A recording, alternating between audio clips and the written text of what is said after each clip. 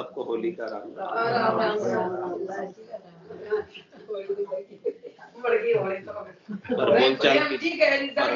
पर बोलचाल की भाषा में होली बोलते हैं। प्रहलाद का राम राम किसी ने बोला नहीं। अच्छा है, लेकिन वो बोले कौन ना, कोई आप बोलो। मैडम बोली हाँ, लेकिन कोई बोले बोलचाल की भाषा संसार में बोलचाल की भाषा है, वही काम आएगी। मुबारक भी एक ही है, शुभ कामना भी एक ही है, सब एक ही है, अलग नहीं है। सब 52 अक्षरों में जो भी बोलने में आता सब एक है, उसमें भेद मत करो। कोई भेद बुद्धि हद के व्यवहारों में, महाराज कह रहे कि हद के व्यवहार है सब, हद के व्यवहारों में भेद बुद्धि नहीं करनी चाहिए। हद के व्यवहार का कोई महत्व नहीं है, महत्वहीन है। हमारी बुद्धि में ऐसा समझ आ जाए कि ये सारे हद के व्यवहार सब शब्द एक ही है, अलग नहीं है। जो बोलने में आते हैं, बोलचाल में सहज में बोल सकते, बोल लो, कोई खास फर्क पड़ने वाला उसमें।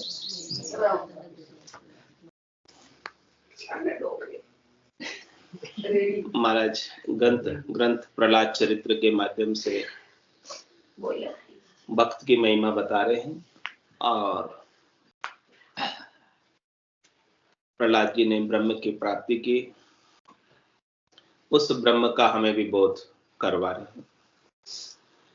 हैं। आदि अंत जेते भय साधन पाऊं पार, जस बरनो प्रहलाद को जन गोपाल विचार। सनकादिक शाप तब दीनो, हिरणाकश्यप हिरणाक्ष जू कीनो। ताके 4 पुत्र भय भारी, 3 माही प्रहलाद अधिकारी। ब्रह्मपुत्र सनकादिक 4 मनसा ते उपजे अधिकारी। 5 वर्ष के रहे सदाई, नगन मगन गोविंद गुण गाई। प्रात शेष मुख कथा सुनाई, अरु मध्यान मृति मंडल जाहि। संध्या समय बैकुंठ प्रवेशा, सनकादिक विचिरे इह वैसा। जैसे गौ बछ को भावे, मात पिता करता धावे। विषावंत जो नीर प्यासा, यूं बाड़ी दर्शन की आशा। जब ही पांव पोर में दियो, उठ पार्षद अंतर कियो। परगर गमन पूछ के कीजे, प्रभु रिसाए उत्तर कहाँ दीजे। महाराज कह रहे कि आदि अंत जेते हुए साधन पाओ पार। साधना करने वाले, भक्ति करने वाले जनों का कोई पार नहीं। शुरू से लगाकर लास्ट तक अनंत युग बीत गए। साधना करने वाले, भक्ति करने वाले जन इस संसार में अनंत हुए। 10वें द्वार करे हंस केला, अनंत कोट संतन का मेला। कितने संतों का मेला है? अनंत करोड़ों। ऐसे महाराज कह रहे कि आदि अंत जेते वे साधन पाऊं पार। शुरू से लगाकर लास्ट तक जितने साधना करने वाले, भक्ति करने वाले जन हुए, जिन्होंने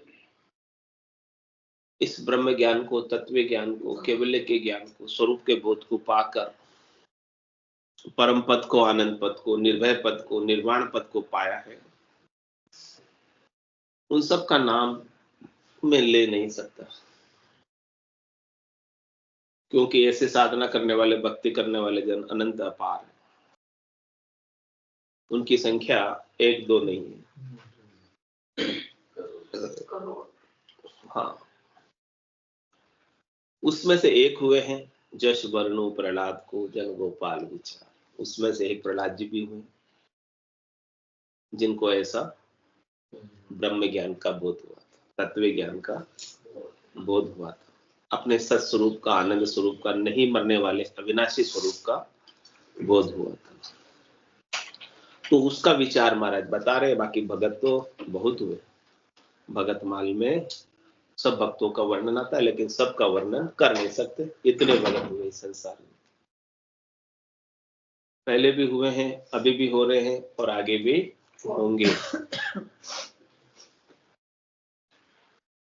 तो महाराज प्रहलाद चरित्र का आज वर्णन कर रहे हैं होली के अवसर पर।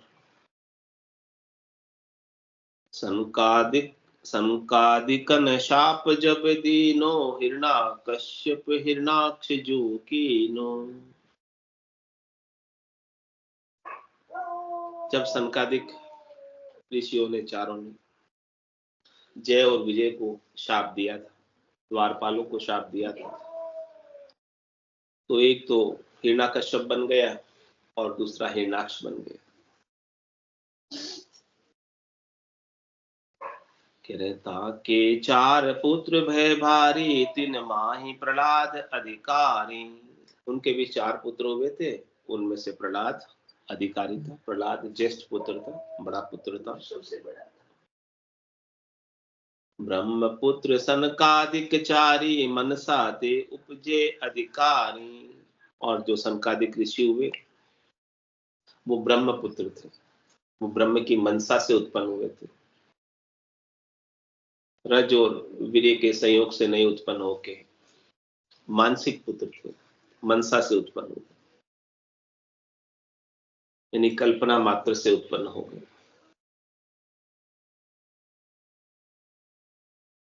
और जो मनसा से उत्पन्न हुए थे वो कैसे रहते थे? पंचवर्ष के रहे सदाई, नगन मगन गोविंद गुण गाई। वो हमेशा एक अवस्था में रहते थे। ये रज और वीर्य का बना हुआ शरीर एक जैसा रह सकता है क्या?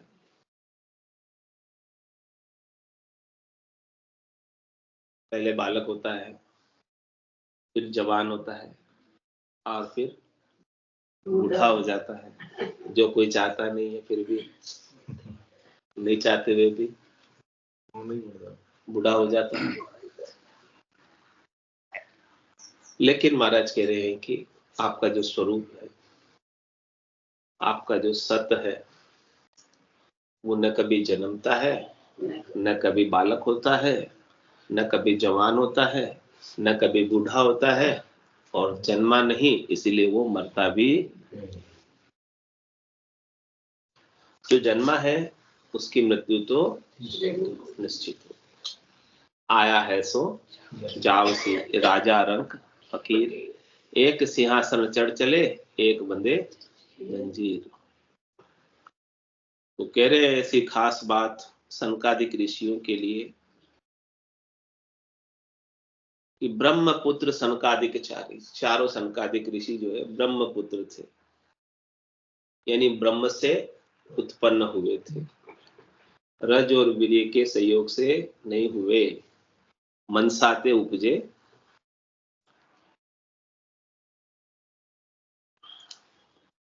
और जो मनसा से उत्पन्न हुए थे ऐसे अधिकारी थे, और वो 5 वर्ष के रहे सदा। 5 वर्ष की अवस्था एक उदाहरण के लिए दे दी, दृष्टांत के लिए दे दी कि जैसे कोई हमेशा 5 साल का ही रहे, बालक अवस्था में रहे। तो ऐसे सनकादिक ऋषि भी स्वरूप से एक ही अवस्था में रहते थे।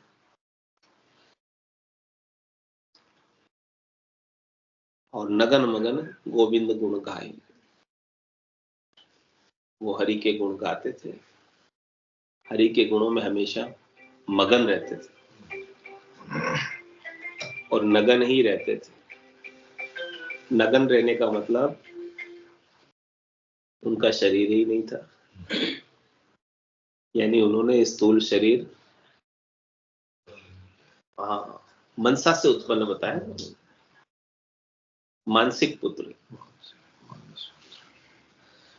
तो हमने तो इस आत्मा ने स्वरूप ने कितने कपड़े पहन रखे?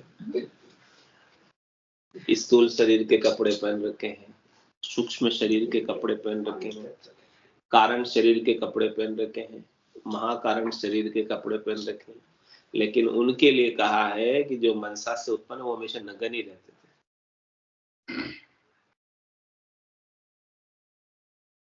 यानी उन्होंने कोई स्वरूप बिना कपड़ों के था, सत बिना कपड़ों के था।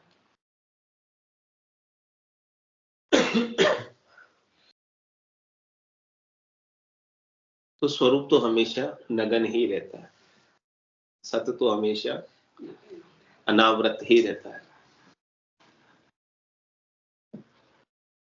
तो जिन्होंने स्वरूप को पा लिया वो इस प्रकार से चारों कपड़ों की आसक्ति को छोड़ देते हैं, देहाध्यास छूट जाता है उनका, स्थूल देह का, और जीवाध्यास छूट जाता है, मन का, बुद्धि का, चित्त का, अहम का, पांच प्राणों का। कारण शरीर भी छूट जाता है। कारण क्या है? अज्ञानता ही कारण है। स्वरूप की ना समझे ही कारण है जो आपको जीव और स्थूल देह दिलाती। आप जीव क्यों बनते हो, आप स्थूल देह क्यों धरते हो? क्योंकि आपको अपने स्वरूप की ज्ञान नहीं है।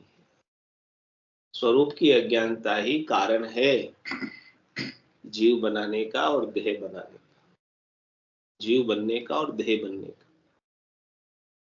तो जीव और देह आप इस कारण से बनते हो, अज्ञान इसके अंदर मूल कारण।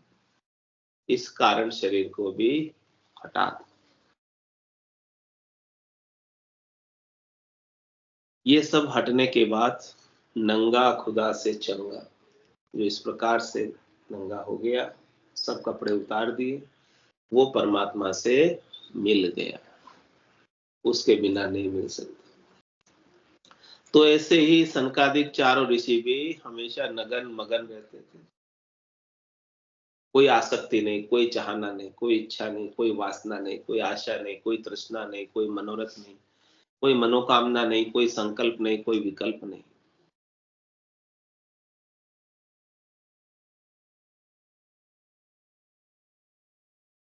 और हमेशा गोविंद के गुण गाते थे, हमेशा सतराम के गुण गाते थे, हमेशा सतराम की याद में ही रहते थे, स्वरूप के बोध में ही रहते थे, ब्रह्म के विचार में ही रहते थे।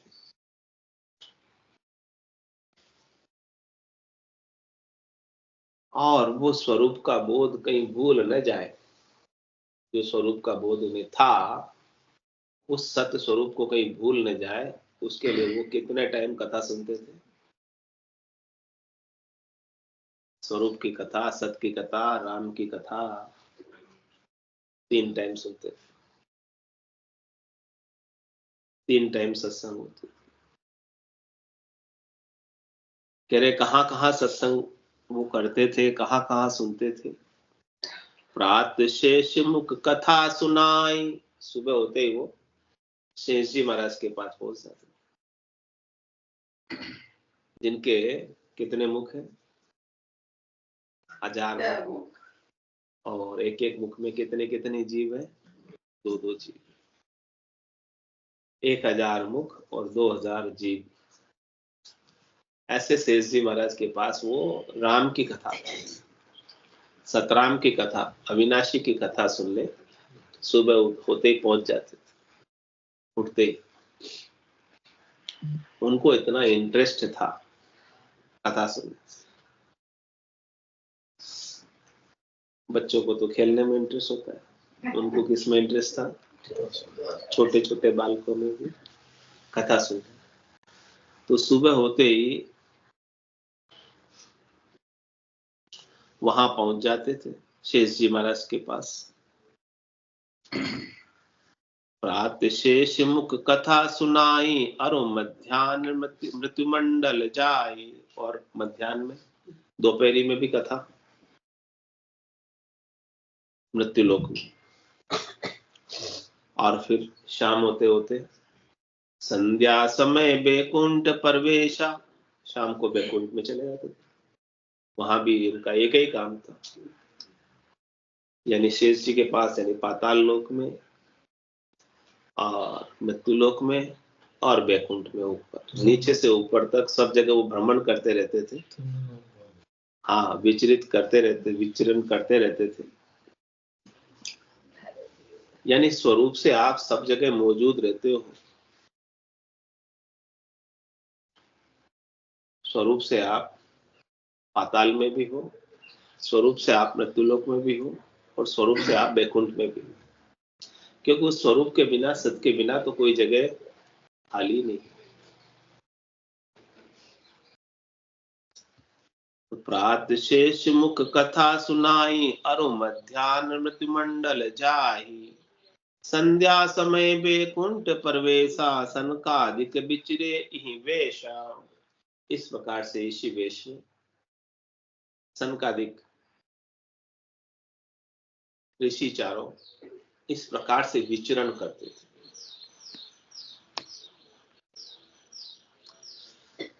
तो बताओ, सुबह कोई शरीर से पाताल पहुंच सकता है, दिन में मृत्युलोक में आ सकता है, शाम को वैकुंठ जा सकता है शरीर से?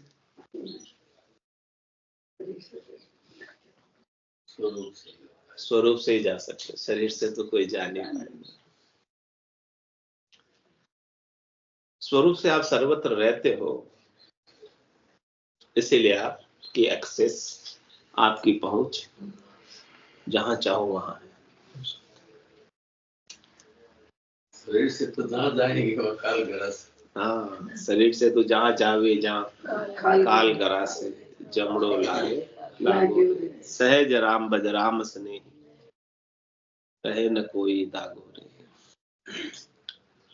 इस प्रकार से इस वेश में, नगन मगन वेश में सनकादिक ऋषि स्वरूप से सब जगह विद्यमान रहते थे, सब जगह विचरण करते थे, सब जगह मौजूद रहते थे। जैसे गौ बच्च को भावे, माता माता करता ध्यावे। जिस प्रकार से बच्चे को गाय अच्छी लगती है, बछड़े को, वैसे ही वो माता माता करते हुए सनकादिक ऋषि दौड़ते थे।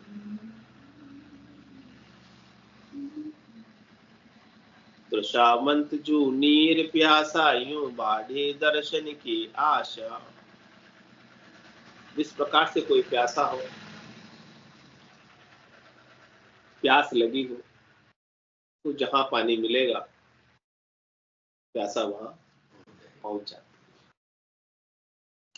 इसी प्रकार से सनकादिक ऋषियों में भी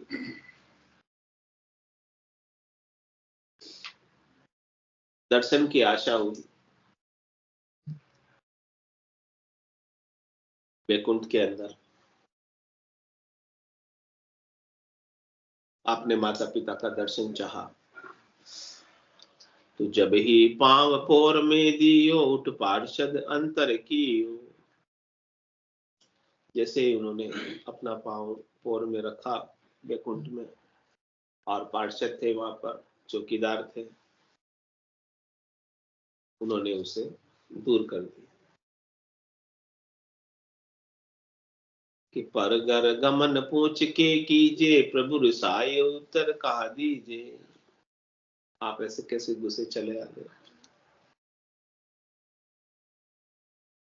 हमारे मालिक हमारे ऊपर क्रोध करेंगे, हम उन्हें क्या जवाब देंगे? आप, हम उनसे आज्ञा लेके आते हैं, फिर आप जाना, ऐसे नहीं जाओ। तो सनकादिक ऋषियों ने क्या उनके साथ संवाद किया? पार्षद के साथ, वॉचमैन के साथ, चौकीदार के साथ। हम जाने ये हम ही पिछाने, प्रभु के निकट सदा सन्माने।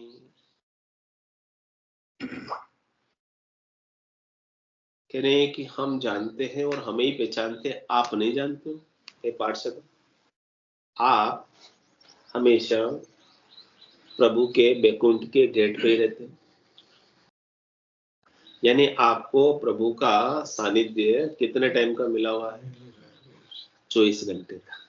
क्योंकि आप तो गेट पे बैठे हो, फिर भी आप प्रभु को नहीं जानते, क्योंकि आपको ज्ञान नहीं है, आपको समझ नहीं है प्रभु की। आप प्रभु के घर के गेट पे बैठे और प्रभु को नहीं जानते। तो सनकादिक ऋषियों ने कहा कि हम जाने ये हम ही पहचाने। हम जानते हैं हमारे प्रभु और हम ही पहचानते हैं उन्हें।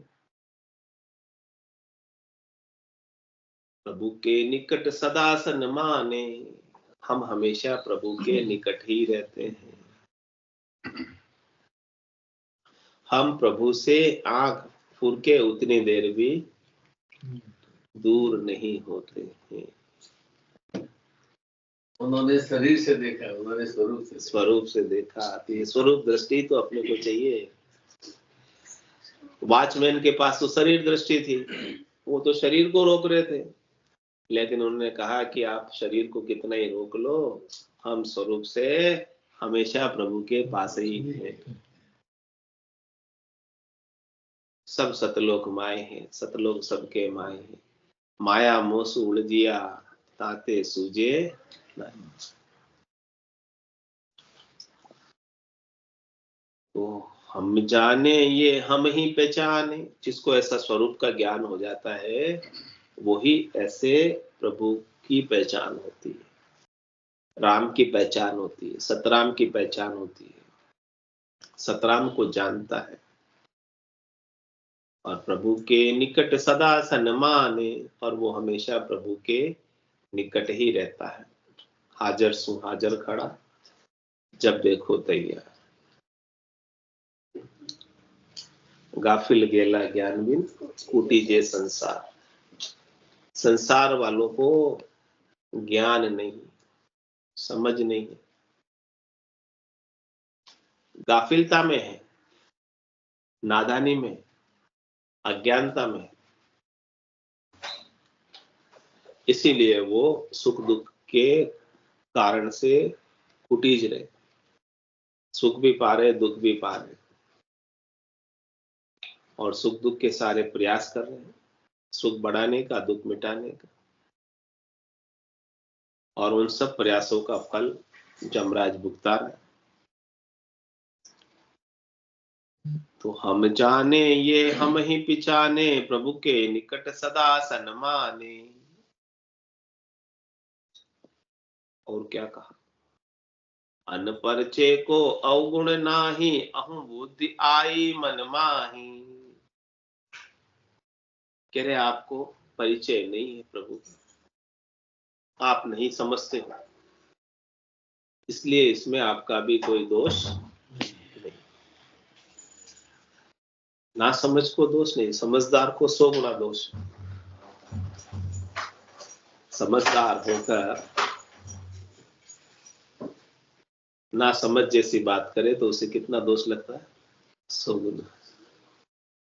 और ना समझ है और ना समझ जैसी बात करे तो उसे क्या दोष? कुछ दोष नहीं, क्योंकि वो समझता ही नहीं। तो अनपरिचय को अवगुण नाही, अहं बुद्धि आई मन माही। हे द्वारपालों, हे चौकीदारों, हे पार्षदों, आप भगवान के पास रहकर भी भगवान की विशालता को नहीं समझते, नहीं जानते। आपको इस पार्षद पद की, चौकीदार पद की, ये सीमित पद है आपका, इस सीमित पद का अहंकार आ गया। आपको जो पार्षद का पद मिला है, चौकीदार का पद मिला है,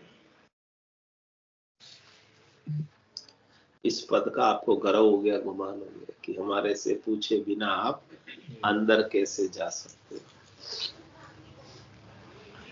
वो तो कहते हैं कि हम और प्रभु अलग रहते ही नहीं है। सनकादिक ऋषि क्या कह रहे हैं? हम और हमारे प्रभु अलग रहते ही नहीं है, आप अंदर बाहर एक हो जानो, ये गुरुगम बताई। अंदर और बाहर एक ही है। प्रभु जितने अंदर है उतने ही बाहर है, जितने आपके अंदर है उतने ही हमारे अंदर है, जितने यहाँ हैं उतने ही मंदिर में हैं, जितने यहाँ हैं उतने ही तीर्थों में हैं। ऐसा नहीं कि तीर्थों में ज्यादा है, यहाँ कम है।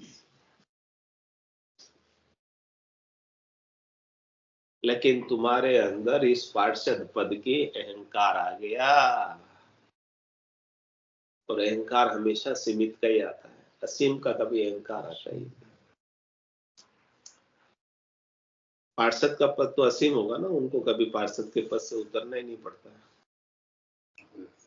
उतरना पड़ता पार्षद को भी, कोई पार्षद बन जाता है यहाँ भी, उसको भी उतरना पड़ता है या हमेशा हो जाता है पार्षद, हमेशा के लिए पार्षद हो जाता है, उतरना पड़ता है।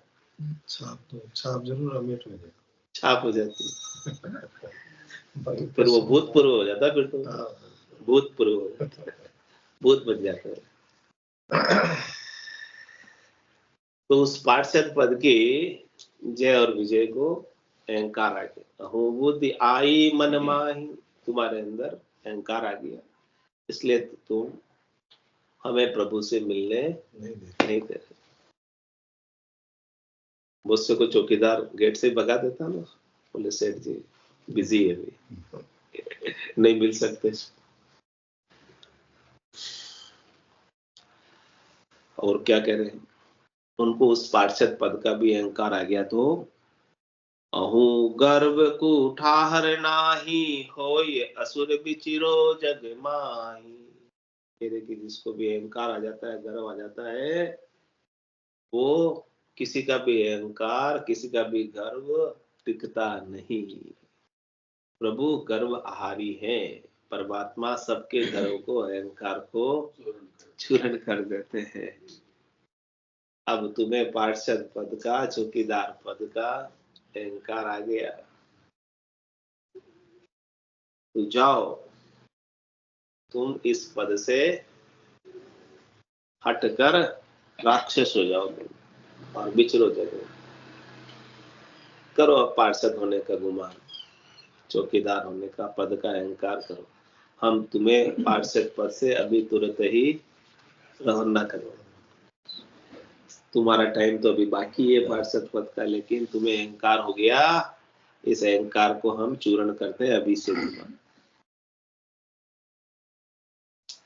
तो जय अरु विजय कहे सुनो गुसाई, बहुरी मिले कहूं अंतर पाई। फिर दोनों जय और विजय पार्षदों ने, चौकीदारों ने कहा कि वापस हम कब मिल सकते हैं, यहाँ पर वापस हम यहाँ वापस वैकुंठ में कब आ सकते हैं, हम हमारे प्रभु से कब मिल सकते हैं। कह रहे हैं कि 7 जन्म आराध कराई, के विरोध तीसरे मिलाई। यदि आप आराधना से मिलना चाहते हो या विरोध से मिलना चाहते हो, 2 तरीके हमारे पास है, 2 रास्ते हैं। आराधना का रास्ता थोड़ा लंबा है और विरोध का रास्ता शॉर्टकट है। आराधना करके मिलना चाहोगे तो 7 जन्म लगेंगे, यानी आराधना में तुम्हारा गर्व, अहंकार धीरे धीरे गलेगा आराधना में, और विरोध में 3 जन्म में ही तुम प्रभु से मिल जाओ। 3 जन्म तो लेने पड़ेंगे विरोध के द्वारा मिलना चाहते हो, विरोधी करना चाहो और आराधना करना चाहते हो तो 7 जन्म लगेंगे। तो 7 जन्म तो तुम विचार करना। कारण क्या है इसका? महाराज कह रहे हैं कि आराधना करने में और विरोध करने में, विरोध से जल्दी मिल जाते हैं प्रभु में, और आराधना में, क्योंकि संबंध दोनों में बनता है। आराधना में भी प्रभु से आपका संबंध होता है और विरोध में भी आपका प्रभु से संबंध होता है। दोनों स्थितियों में संबंध होता है। राग में भी आपका संबंध होता है मित्र से, है ना? कोई आपको सुख पहुंचाता है, हाँ, कोई आपको सुख पहुंचाता है, आपका हितैषी, आपका मित्र, तो उसके साथ आप राग करते हो, तो उसका राग का संबंध हो जाता है। और एक दूसरा संबंध होता है आपका द्वेष का, वो भी संबंध होता है। कोई आपको दुख देता है तो आपका दुश्मन होता है, वो ज्यादा ही याद आता है।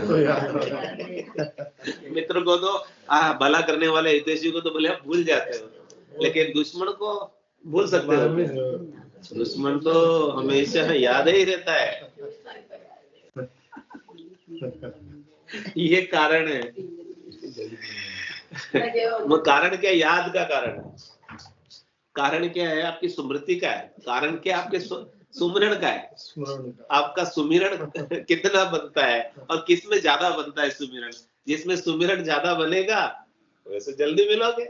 हाँ, आराधना में सुमिरन होता ही नहीं, दूसरी चीज याद आ जाती है। आराधना करने बैठते हैं, राम राम करने बैठते हैं, दूसरे काम याद आ जाते हैं, मोबाइल बच जाता है कभी, उससे बातें करने लग जाते हैं, कोई 17 काम याद आ जाते हैं, उन कामों को निपटाने में लग जाते हैं। पहले काम निपटा लेते हैं, फिर बाद में सुमिरन करेंगे। ऐसा हो जाता ना सुमिरन में। तो इसलिए आराधना में 7 जन्म लगते हैं।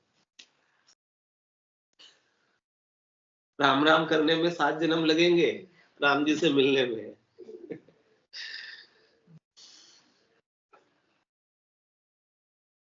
यानी कि 7 जन्म आराध कराए। अब आप कैसे मिलना चाहते हो, जल्दी या लेट? तो जल्दी जाओ। क्या विरोध तीसरे मिलाई, बोले विरोध करो, फिर आप विरोध से आप तीसरे में मिल जाओगे। 3 जन्म ही लेने पड़ेंगे, ज्यादा नहीं लेने पड़ेंगे। कारण बताया कि मित्र ही मित्र बिसर भुनी जाए। एक मित्र दूसरे मित्र को उपकार करता है तो भी भूल जाता है, उपकार को याद नहीं रखता है। मेरी हृदय रहे समाई। दुश्मन तो हमेशा हृदय में बैठा रहता है, कब मौका पड़े, कब मेरे गर्दन के नीचे आए। ऐसा ही होता है ना, वो हमेशा हृदय में बैठा रहता है। तो जब आपके हृदय में बैठा रहता है उससे आप तुरंत मिल जाते हैं। तो हृदय में आपका स्वरूप बैठना चाहिए, आपका राम बैठना चाहिए हृदय में। वो तो नहीं चाह, दुश्मनों को भी वो चाह, लेकिन फिर भी वो दिमाग में रहता दिमाग में रहे।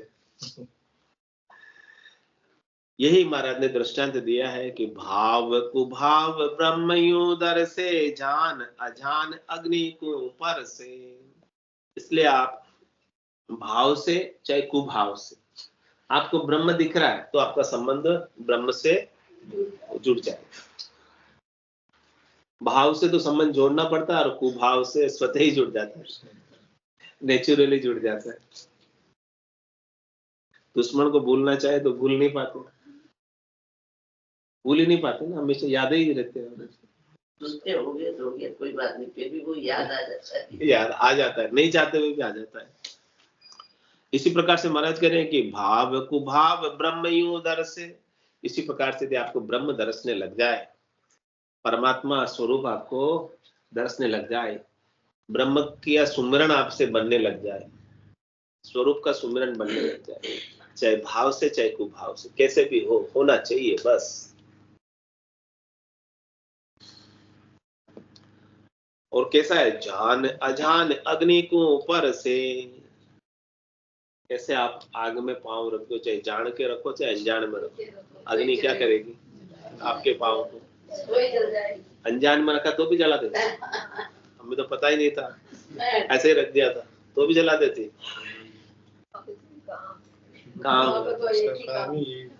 काम भी जलाने का है उसका। जान के रखो तो ही जलाएगी, अनजान में रखो तो ही जलाएगी। इसी प्रकार से मन के भाव से भजो चाहे कुभाव से भजो, ब्रह्म का स्वभाव आपको ब्रह्म बना देने का।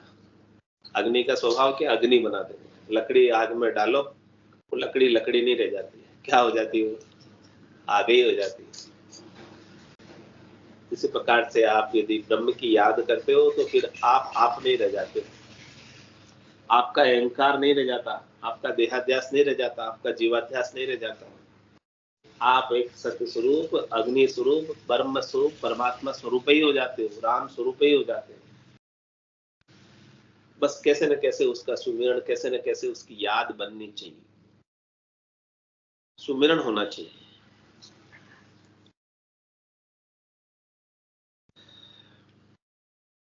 तो भाव प्रीत सु जावो गाई, ना तर विरोध ठाण हो जाए। अब दोनों ही आपके रास्ते हैं आपके पास। एक तो भाव और प्रीत से गाओ, और दूसरा आप उसके साथ उसके विरोधी हो जाओ। तो विरोधी होने में आपका याद पक्की रहेगी स्वतः ही। तो ये स्वभाव है ना मनुष्य का। अपर बलि बलवंत सो जोधा, नहीं समान को त्रिभुवन सोधा।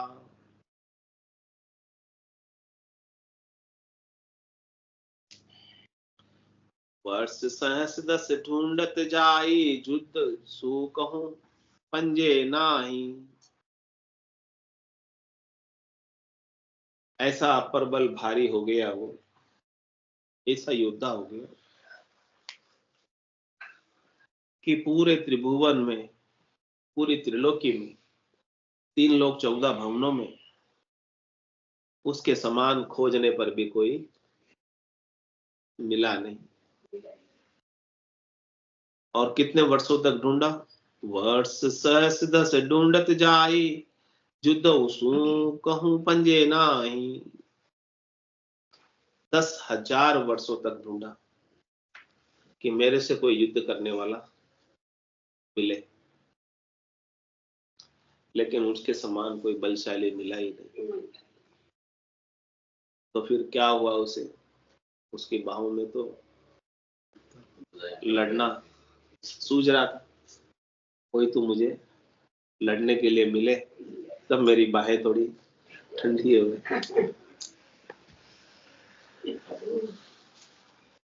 तो उसने क्या किया?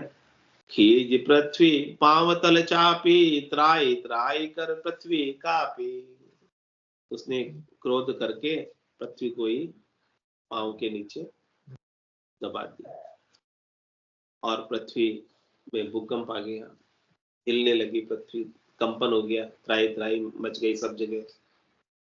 जब ऐसा हो गया, करतम करता है समर्था, कियो वराह चरित जिन अर्था। लेकिन वो परमात्मा तो सर्वसमर्थ, इतने अपर बल का, इतने भारी का भी वो अहंकार बने नहीं रहने देता। उसने वरा अवतार धारण किया और इस हरण्याक्ष ने जो धरती को नीचे दबा दिया था, वहां से वापस धरती को निकाल के स्थापित किया। आज का समय तो अभी बाकी कथा कल होगी। बोलो राम सद्गुरु देव जी महाराज ने धन्य हो, धन्य हो। परम दयाल सद्गुरु सुखराम जी महाराज ने धन्य हो, धन्य हो। अनंत श्री सद्गुरु सुखराम जी महाराज के ज्ञान स्वरूप भगवान ने धन्य हो, धन्य हो। केवली भगवंता ने धन्य हो, धन्य हो। जीवा कारण राज ने धन्य हो, धन्य हो। मोक्ष के मालिका ने धन्य हो, धन्य हो। अनंत कोटि संतान ने धन्य हो। राम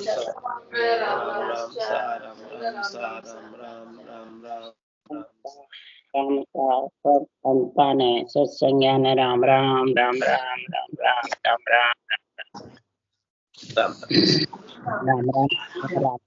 राम। सबने बड़ी की शुभकामना, सबने राम राम राम राम। सत्स्वरूप निधान के सद्गुरु प्रणाम।